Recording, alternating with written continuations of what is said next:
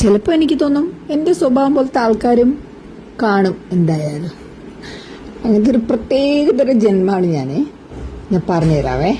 നിങ്ങൾ ഒരു കാര്യം അറിയോ, ഞാൻ സ്കൂളിൽ പഠിക്കുമ്പോഴത്തേക്ക് എല്ലാ കോമ്പറ്റീഷനും ചേരും, പ്രത്യേകിച്ച് ഡ്രോയിങ്. അപ്പോൾ ഞാൻ മത്സരിക്കാൻ പോകുമ്പോഴത്തേക്ക് പങ്കെടുക്കാൻ പോകുമ്പോൾ കുറേ പേര് ഉണ്ടാവും. അതിൽ ഡ്രോയിങ് മാഷിൻ്റെ വീട്ടിലൊക്കെ പോയി പഠിക്കുന്ന കുട്ടികൾ അവരെന്താണോ ഒരു തീം പറയുന്നത് ആ തീമിനനുസരിച്ച് പക്ക പെർഫെക്ഷനായിട്ട് വരച്ചെടുക്കും. തെങ്ങും മടലും ഓലയൊക്കെ അതേപടി.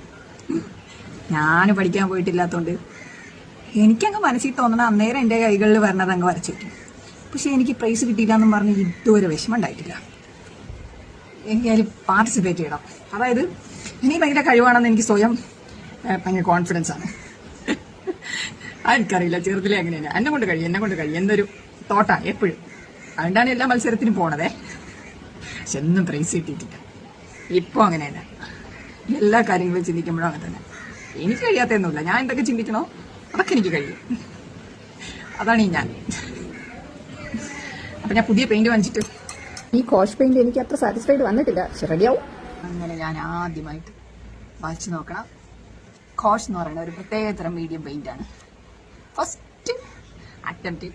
ഇനി അങ്ങോട്ട് ഇതിന്റെ കളിയായിട്ട് എനിക്കിഷ്ടമായി. ഞാൻ വരയ്ക്കണൊക്കെ എനിക്ക് ഇഷ്ടമാണ്. നിങ്ങൾക്കോ?